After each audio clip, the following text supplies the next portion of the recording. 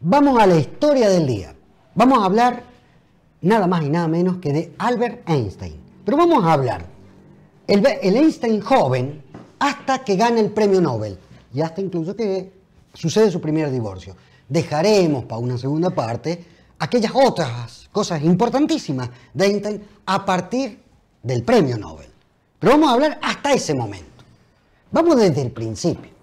Albert Einstein nació en 1879 en Ulm, un pueblito del sur de Alemania, el interior del interior de Alemania. Era hijo de Hermann Einstein y de Pauline Koch. Hermann Einstein era un muchacho que en un principio vendía plumas para colchones y después se asocia a un hermano y se hace ingeniero, básicamente. Y si bien la familia era de origen judío, la religión no fue algo especialmente importante para Einstein. No influiría tanto. Sí influiría que su madre tocaba el piano. No tocaba el piano con Einstein. Y esto influiría decisivamente en la vida futura, un elemento esencial en la vida futura de Einstein, ¿no? Bien, hasta los 3 años, el amigo Albert Einstein no habló ni caminó nada. Su papá temía que padeciera algún retraso mental. De hecho, lo trataban así. Su hermana, Maya, era alegre y conversadora, y era el retrato opuesto de Albert, ¿no? Y alimentaba los resquemores que tenían los papás de Einstein. En verdad, Albert Einstein padecía lo que hoy se denomina el síndrome de Asperger, que es una de las variantes del espectro autista. Ellos no podían sospechar, los papás, que el cerebro mágico de su hijo ya andaba indagando el cosmos. Y tampoco se le puede atribuir a los padres este problema porque es una enfermedad desconocida en ese momento. No estaba popularizada. No estaba ni estudiada, ni vista. De niño, Albert Einstein, a partir de este problema que tenía, evitaba a los chicos de su edad y no le gustaba para nada el tema de la exposición. Tema que tuvo durante toda su vida, ¿no? La primaria la hizo en una escuela católica y la secundaria en un instituto de esos que hay allá en Alemania. A los 12 años solo se interesaba por los libros de geometría. Era considerado medio tonto en la escuela, sufría bullying permanente por parte de sus compañeros, pero no solamente de ellos, sino también de sus profesores. ¿Y qué hacía Einstein? Buscó refugio en el violín. Si usted ve la imagen, estamos mostrando, ya hasta de grande, Einstein siempre buscaba refugio en el violín. Era un excelente violinista, Einstein.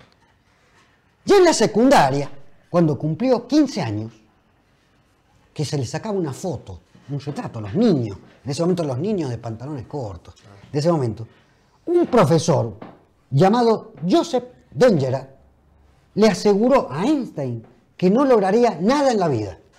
Un visionario, este muchacho. Sin embargo, fue un destacado científico que luego se va a Estados Unidos, Dengerat. Pero el tipo dijo, usted, Einstein, no va a ser nadie en su vida. Lo cierto es que a Albert Einstein no le resultaba el colegio nada estimulante, sino todo lo contrario. Fue un tío paterno de él, el hermano del padre, Jacob, que era ingeniero, el que despertó sus pasiones, porque les trajo unos libros de matemáticas, de ciencia, y Einstein empezó a leerlos con pasión, ¿no? Llegamos a 1894, por una cuestión económica, medio que los padres se funden, su familia se muda a Pavia, en Italia, y Albert Einstein se queda en Múnich para continuar sus estudios secundarios, ¿no? Ahí hace la vida de un pensionado, de uno que va a una pensión, un estudiante común. Pero ahí nomás, poco después, asoma la rebeldía, empieza a la rebeldía de Einstein. Decidió abandonar el secundario amparándose en un médico que era hermano de un amigo, quien le hizo un certificado para que dejase de asistir a clases por agotamiento. Una piolada de Einstein. Fue a buscar al médico para que le diera un certificado para decir que estaba agotado para no ir a la escuela, básicamente, ¿no? Y se marchó, se fue a Italia, donde estaban los padres. Lo agarra el viejo Einstein Y dice, no, vení, vos te volvés para Zúrich. Lo mandaron de vuelta, y en Suiza, pero sacó una pésima nota en letras, no podía entrar, ¿ves? Y aún así, el director de la institución queda impresionado por las notas que saca en matemática, en geometría, en ciencia, y dice, mire, ¿por qué no hace que su hijo termine el bachillerato en algún lado y accede al Politécnico de Múnich en este momento? Albert Einstein se involucró un poquito con la física y las matemáticas y muy a duras penas consigue en 1896 recibirse de bachiller, ¿no? Sale del secundario. Se cree que para evitar el servicio militar renuncia a la ciudadanía alemana, se hace suizo.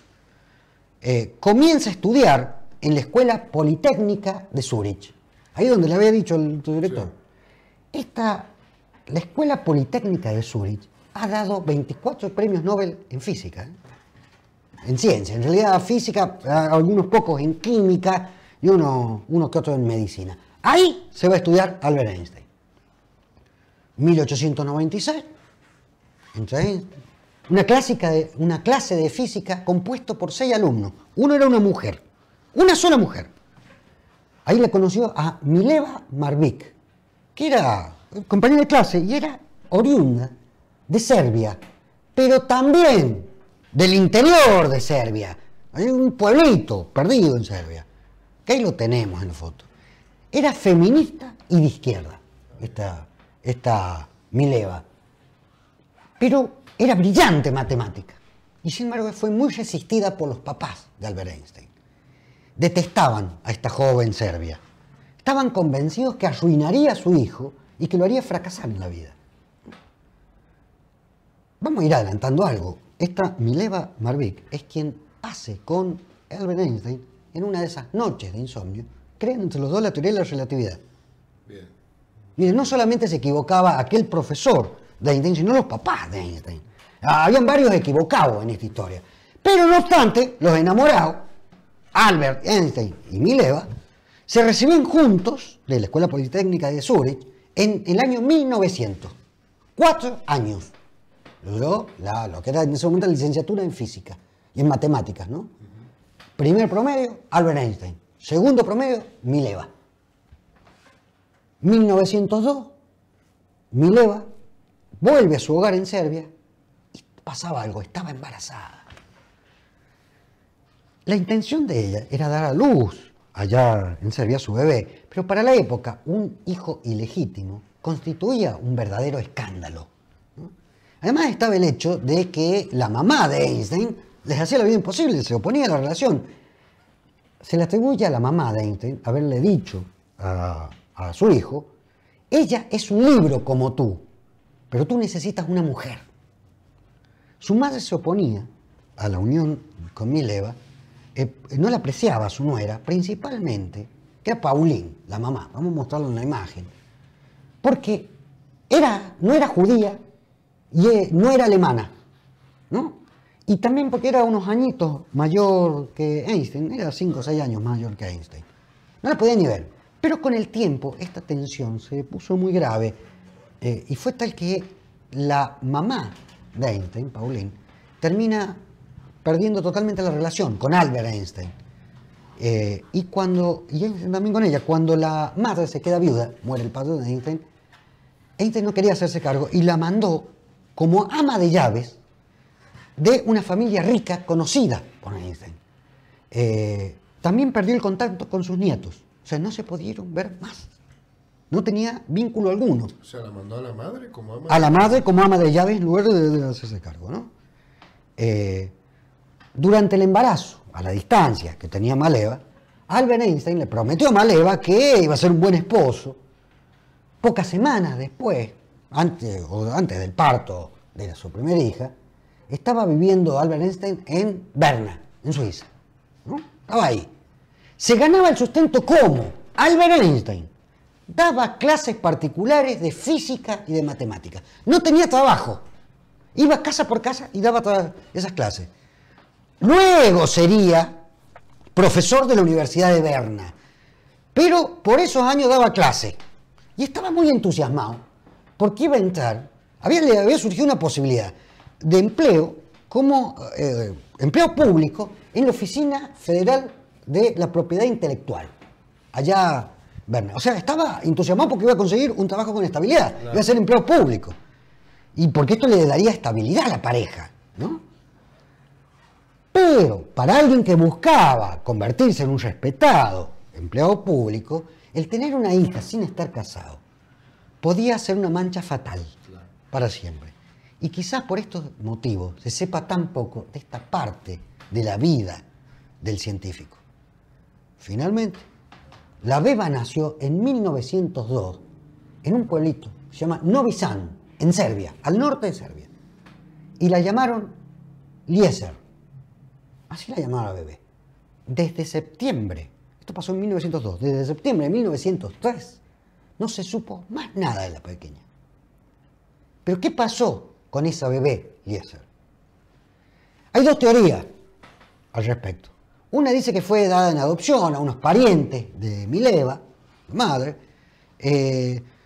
Según un estudioso, el científico, dice que una amiga muy cercana, ella pudo ser quien se hizo cargo del bebé, allá en Serbia. Sí. La otra hipótesis sostiene que murió como consecuencia de la escarlatina, una enfermedad que padeció a los 2 años. Al parecer, Albert Einstein nunca llegó a conocer a esa hija. Nunca. Una vez que Albert Einstein se aseguró el trabajo estable ahí en Berna, en la oficina de patente como empleo público, y ahí tenemos la imagen del lugar, Mileva volvió de Serbia y se casaron. Se casaron los dos. Pero guardaron para ellos y para siempre el secreto de lo que había pasado sobre su hija. Ya sentado en una nueva vida, ya casado, tuvieron Albert Einstein con Mileva 2 hijos más. En 1904 nace Hans Albert Einstein, el hijo mayor, que posteriormente sería un respetadísimo ingeniero en los Estados Unidos. Y en 1910 nace el menor de sus hijos, Edward. Era el preferido de Albert Einstein. Tuvo una vida muy trágica este niño. Ya después lo vamos a hablar. Pero el matrimonio estaba apasionado por la física. Los dos. Y el matrimonio alternaba su trabajo, su desempeño familiar, con el trabajo y la investigación. De día, él tenía un empleo estatal en la oficina de patente. Y ella se ocupaba de la casa y de los chicos. Era una ama de casa. Bien. Pero las noches eran para ellos. Y no la dedicaron, como hacen algunos que nosotros conocemos, a largas noches de pasión, a largas noches... No. Lo dedicaban a pergeñar fórmulas matemáticas, hipótesis, para explicar el resto del mundo, que suele ser inexplicable, y discutir con pasión sus distintas teorías. Todo lo hacían, no tenían luz, y lo hacían bajo la luz de un farol a queroseno. Así estudiaban, y se pasaban la noche así, ¿no? Así, 1905, el año del milagro de Einstein se lo llama, publica su primer artículo científico en una revista científica alemana. Y el mundo científico y el mundo entero casi se cae de espalda. Se trataba nada más y nada menos que de la teoría general de la relatividad. Miren, y hace 5 publicaciones ese año, ¿no? Hace varias publicaciones, pero esta era la primera. Lo puso todo en una fórmula. E igual a mc al cuadrado. ¿Qué quiere decir? Que energía es masa multiplicada por la velocidad de la luz al cuadrado. Que se dice fácil. Sí. Se dice fácil, ¿no? Se dice. Vamos a intentar hacerlo sencilla la explicación. No se imaginen el trabajo de investigación. Tuve que irme hasta la Facultad de Ciencias Exactas para explicar esto que voy a explicar. No es fácil. La idea del universo de Einstein revela que tiempo, espacio, masa, energía y luz eran una misma cosa. Pero mientras tiempo, espacio, masa y energía eran elementos elásticos, mutables, impredecibles y caprichosos, se da cuenta que lo único que se mantiene constante es la velocidad de la luz. Y ese es el punto de partida de la teoría de la relatividad. Ahora, en principio, muchos lo admiraban, nadie lo entendía y muchos no le creían. Y esto que Einstein expuso en 1905, tenía 26 años. Bueno, se comprobó durante un eclipse en 1919, ¿no?, que certificó la curvatura de la luz y convirtió a Albert Einstein en el niño mimado de la ciencia y del periodismo universal. Usted va a ver cómo salió en todos los diarios, particularmente en el New York Times, decía: Albert Einstein tiene razón. Triunfó en todos lados. Einstein tenía una manera muy particular de salir al paso cuando alguien les preguntaba sobre, pedía un poco más de luz, valga la parábola, sobre lo que era la teoría de la relatividad. O sea, ¿qué significaba esa fórmula? E igual a mc al cuadrado. Y Einstein, básicamente, se burlaba de su interlocutor. ¿Podría explicarme usted cómo se hace un huevo frito? Ante la esperada respuesta afirmativa, Einstein decía: muy bien, explíquemelo, pero tengo en cuenta ahora que yo no sé qué es un huevo, qué es una sartén, qué es aceite y qué es el fuego. ¿Me los podría explicar ahora? Y así salía el paso. Ya lo tenían podrido, básicamente, a Einstein, ¿no? Durante el eclipse de 1919, que nos referimos, hubo un clamor científico mundial para que Einstein recibiera el premio Nobel. Pero en la Academia Sueca latían pasiones encontradas al asunto. Los miembros del jurado no sabían muy bien qué era un huevo, una sartén, el aceite, el fuego, o sí lo sabían quizá, porque no eran tontos, solo que no hacían los huevos fritos como lo hacía Einstein, ¿no? Y entre 1910, antes del eclipse, 1919 en realidad, y hasta 1921, ya después del eclipse, Einstein recibió 62 nominaciones para obtener el Premio Nobel de Física por la teoría de la relatividad. Nunca se lo dieron. El Comité Nobel dio sus razones. Mire lo que decía el Comité Nobel. Su trabajo no es lo suficientemente útil para la raza humana. Deberíamos esperar tener evidencias medibles, o también que la teoría de la relatividad era más un artículo de fe que una hipótesis científica. Esto decía el Comité Nobel. El rechazo del Comité Nobel hacia Einstein se mantuvo aun cuando existían ya evidencias empíricas que confirmaban la teoría de Albert Einstein. Y se armó un revuelo. Al final, lo que ya estuvo en duda no era la legitimidad de un genio como Einstein, sino la legitimidad del Comité de Nobel, del comité, los que daban el Premio Nobel de Física. Y en 1921, en la sección física de la Academia Sueca, intervino el asunto. Intervenimos. Rechazaron el candidato propuesto por el Comité Nobel y propuso en su lugar e impuso a Albert Einstein. Se armó un escándalo adentro, con todos adentro. Tremendo. Imagínense el momento, ¿no? Así que hubo que posponer el Premio Nobel de ese año. Pospuso la decisión, a ver a quién carajo se lo damos, y en 1921 el Premio Nobel queda sin ser asignado, ¿no? Einstein ganó el Nobel de Física de 1921, pero recién en diciembre de 1922. Einstein tenía 42 años cuando ganó el Nobel de Física. Pero cuando se lo ganó estaba en Japón. Estaba dando unas conferencias en Japón. Así que fue a recibirlo el embajador alemán al Premio Nobel de Física allá en Estocolmo. Al final Einstein pasó a buscarlo al año siguiente, en 1923. Hay una foto famosa, en el momento que le están dándoselo medio, bueno, menos mal que viniste.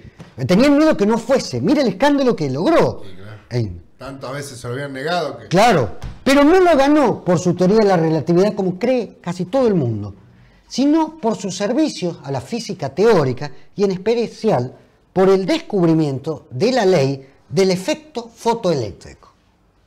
¿Pero qué había descubierto Einstein? ¿Por qué se lo dan? Qué buena pregunta. Que la emisión de luz es posible gracias a emisiones mínimas de energía bautizada como fotones, y que esa energía se convierte en electrones cuando incide sobre una superficie metálica y en determinadas condiciones. Les juro que esta es la explicación que me han dado. A ver, lo vamos a explicar a nuestra forma. De este sartén, de este aceite, de este huevo, de este fuego comemos todo.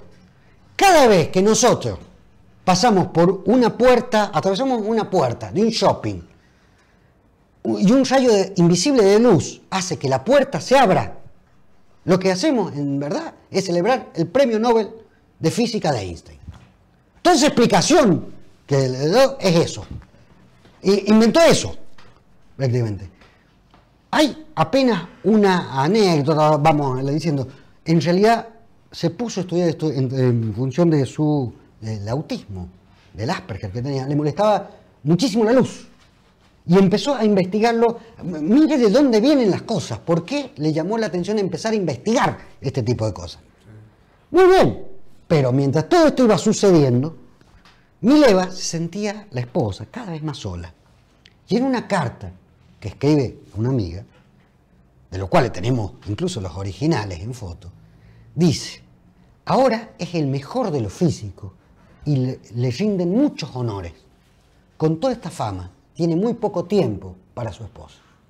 Y efectivamente, Einstein cada vez le daba menos atención a su esposa, ya empezaba a tener algunas aventuras pasajeras, pero principalmente se enredó en un romance extramatrimonial con su prima, Elsa Lowenthal, que también estaba casada, estaba divorciando. No se pone novio con la prima mientras estaba casado. El matrimonio de Einstein ya estaba muy deteriorado. Entonces Einstein le impuso por escrito a Mileva Maric unas durísimas normas de convivencia que tenía que seguir. Lo vamos a leer. ¿Qué le puso? Tendrás que encargarte de qué, le puso. Primero, mi ropa está siempre en orden. Se me sirvan 3 comidas diarias en mi cuarto. Mi dormitorio y mi estudio deben estar siempre en orden y que nadie toque mi escritorio. Debe renunciar a todo tipo de relaciones personales conmigo, con excepción de aquellas requeridas para el mantenimiento de las apariencias sociales. No debes pedir ni que me siente contigo en casa, ni que salga contigo, te lleve de viaje a algún lado. Además, debes comprometerte específicamente a estos puntos. No debes esperar afecto de mi parte, ni me reprocharás nada por ello, y debes responder inmediatamente cuando yo te dirija la palabra. Ahí le pone unas que otras condiciones. Imaginará usted de que este matrimonio, estas condiciones, a la Mileva no le cayeron nada bien. No. Así que en julio de 1914, medio que se puso Mileva, y el matrimonio se separó. Y volvió Mileva a Suiza, estaban viviendo en Berlín en ese tiempo, con sus hijos. Ahí tenemos la foto de cuando vuelve, en el momento de volver. El menor de sus hijos era muy chiquitito, era prácticamente un bebé. Sí. Y Einstein permaneció en Berlín. Mileva Maric, comenzó también a dar clases particulares de música, porque los dos eran músicos, y matemática, a casa por casa, también para poder alquilar un lugar para vivir. Mire usted. En 1916, Einstein le pide el divorcio que llega en 1919. Ahí, al lado del eclipse y muy cerca de ganar el premio Nobel. Pero como en verdad Albert Einstein era un empleado público, no tenía mucho para repartir, no tenía tanto.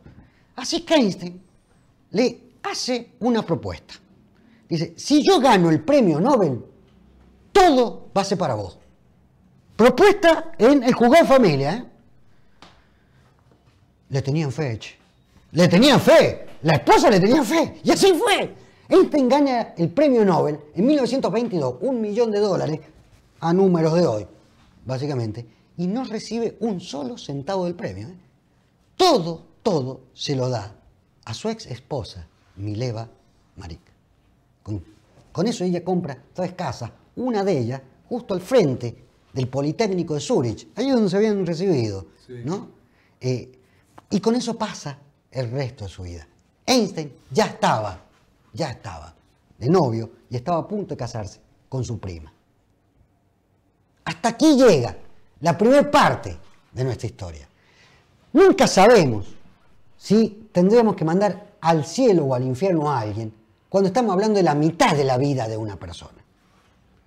Lo justo es que en la totalidad, tomando la totalidad de sus actos, uno mande a un lado o el otro. Si no, seríamos injustos. Sí. Si no, seríamos injustos. Déjenme de todo modo y anticipadamente mandar al infierno a un tipo. ¿A quién? Particularmente. Aquel profesor que se para frente a un niño de 15 años y tiene la maldad, el mal gusto y hasta la indecencia de decirle, tú no llegarás a nada en la vida. Porque ese tipo de personas terminan en muchos casos destruyendo la vida de alguien. Hemos tenido suerte, la humanidad, de que Albert Einstein no le dio demasiada bola a este tipo, no le dio ninguna importancia a este tipo para no destruirlo. Pero hay más de una psiquis destruida a partir de este tipo de comentarios hechos sin ningún tipo de autorización y en la total irresponsabilidad. Concuerdo totalmente. Para aquellos irresponsables que en puestos de mando o en puestos de autoridad, como profesores, tienen esta indecencia de hacer estos daños, los mandemos anticipadamente al infierno. No vamos a mandar ni al cielo ni al infierno todavía a nadie por el momento, aunque habría quizás algunas cosas, y vamos a esperar hasta una segunda parte, a donde ahí sí, vamos a mandar unos cuantos al cielo, unos cuantos al infierno, y ahí sí tendríamos un debate. Ahí se va a poner lindo.